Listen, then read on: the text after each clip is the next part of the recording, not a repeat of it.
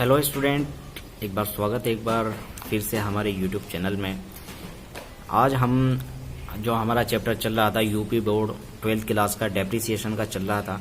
Depreciation का हमारा जो एक पार्ट था जो इससे संबंधित था स्थायी किस्त पद्धति फिक्स्ड इंस्टॉलमेंट मेथड, इसके कुछ क्वेश्चन मैंने करा दिए। इसको स्ट्रेट लाइन मेथड भी कहते थे। इसके बाद इसका जो दूसरा पार्ट है जो बोर्ड में आता है वो क्रमागत शेष पद्धति या ह्रासी शेष पद्धति, डिमिनिशिंग मेथड या और रिटन डाउन मेथड के नाम से भी जाना जाता है। तो इसके ऊपर आज कुछ क्वेश्चन करेंगे। सबसे पहले इसकी हम ह्रास की राशि किस तरह निकालते हैं। जो दर दी होती है वो इनटू जो पुस्तक का मूल्य है वो 100/100, तो इसकी ह्रास की राशि निकल जाती है।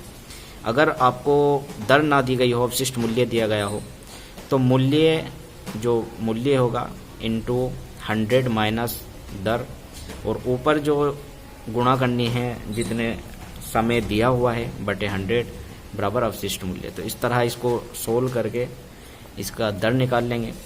तो इसमें मैं आज आपको 7 क्वेश्चन कराऊंगा। 7 क्वेश्चन एक बार हम पढ़ लेते हैं और लिख लेते हैं इसमें आपको क्या क्या करना है, क्या क्या दिया हुआ है। ठीक है, तो सबसे पहले क्वेश्चन पढ़ लेते हैं। एक कंपनी ने 1 जनवरी 2013 को एक मशीन 24,000 रुपये में खरीदी। उस पर घटती हुई शेष पद्धति से 10% की दर से ह्रास अपलिखित करने का निश्चय लिया। सबसे पहले तो आपको देखना है कि मेथड कौन सा इस्तेमाल है। ह्रास अपलिखित करने का निश्चय किया। ठीक है, तो रिटन डाउन मेथड भी कहते हैं इसको। तो सबसे पहले 1 जनवरी 2013 को इसने मशीन खरीदी है और फिर बाद में कह रहा है चौथे महीने में मशीन को 6,000 में, चौथे वर्ष के अंत में इस मशीन को 6,000 में बेच दी। 4 वर्ष का मशीन खाता बनाइए और मशीन बेचने पर हुई हानि की गणना कीजिए। ठीक है, तो सबसे पहले डेप्रिसिएशन इसकी हम कैलकुलेशन कर लेते हैं। 4 साल का बनाना है, 31 दिसंबर में बंद होते हैं। 13 से 16 तक के बनाने हैं। 1 जनवरी को मशीन परचेज करी 24,000 की, उसके बाद कोई परचेजिंग नहीं हुई। सीधा लिख रखा कि 4 साल बाद उसको बेच दी, 4 साल के बाद लास्ट में बेच दी। 14 में कुछ नहीं हुई, 15 में कुछ नहीं, तो 31 दिसंबर 2016 में इसको सेल कर दी 6,000 रुपये में।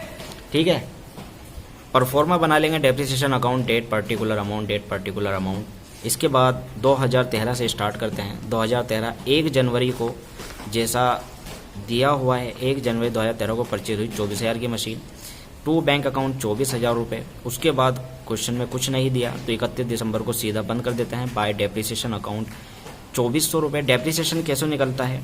डेप्रिसिएशन 2013 की हम गणना करेंगे। 24,000 की मशीन थी, 10% है। कितने दिन यूज़ हुई?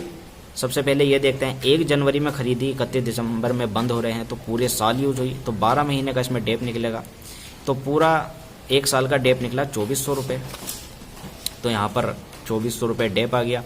उसके बाद और कुछ एंट्री नहीं थी, 24,000 इधर, 24,000 इधर, और इसमें बाय बैलेंस कैरी डाउन निकल जाएगा 21,600 रुपये। तो जो मशीन 24,000 की थी अब 21,600 रुपये की रह गई है।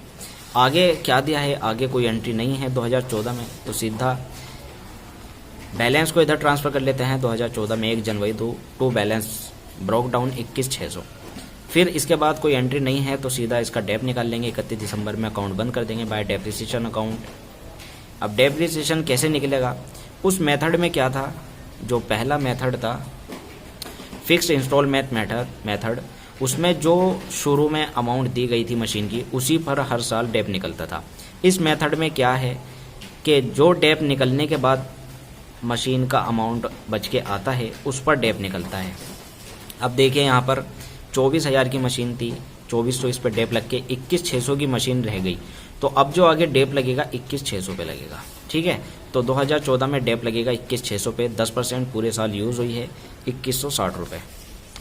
तो डेप ट्रांसफ़र हो गया बाय डेप्रिसिएशन अकाउंट 2,160 रुपये। इसके बाद इसका बैलेंस निकाल लेते हैं 21,600 और इसका बैलेंस बचा 19,440। जो मशीन अब जो 21,600 की रह रही थी वो मशीन अब 19,440 की रह गई। इसका मतलब आगे डेप इस पर निकलेगा, इस अमाउंट पर जो बच के आई है। तो 2015 में देखते हैं क्या हुआ। 2015 में कुछ नहीं हुआ था, कोई एंट्री नहीं है। तो 2015 में भी सीधा पहले बैलेंस को ट्रांसफ़र कर लेते हैं 1 जनवरी में, टू बैलेंस ब्रोक डाउन 19,440। उसके बाद 31 दिसंबर में डेप निकाल लेते हैं बाय डेप्रिसिएशन अकाउंट। अब इसमें हमने निकाला था, देखिए 19,440, तो डेप इसी पे लगेगा। 10% 19,440 का 1944 बैठते हैं, तो 1944 बैठने के बाद इसकी बैलेंस निकाल लेते हैं। 19,440 में से 19,44 चले गए तो 17,496 की मशीन बच गई। ठीक है, इसके बाद आगे 2016 में आ जाते हैं। 4 साल का हमें बनाना था, तो 13, 14, 15 और 16 लास्ट साल है। अब आखिरी साल में 31 दिसंबर को उसने कहा था कि जी क्वेश्चन में कहा था कि वर्ष के अंत में 2016 में 4 साल बाद उसको सेल कर दी 6,000 में। ठीक है, तो सबसे पहले 1 जनवरी में आ जाते हैं। टू बैलेंस ब्रोक डाउन 17,496 जो बैलेंस था। उसके बाद 31 दिसंबर में पहले डेप निकाल लेते हैं। पूरे साल हमने मशीन यूज़ करी, डेप निकल कर आया इस 17,496 रुपये पर 1749.60 रुपये।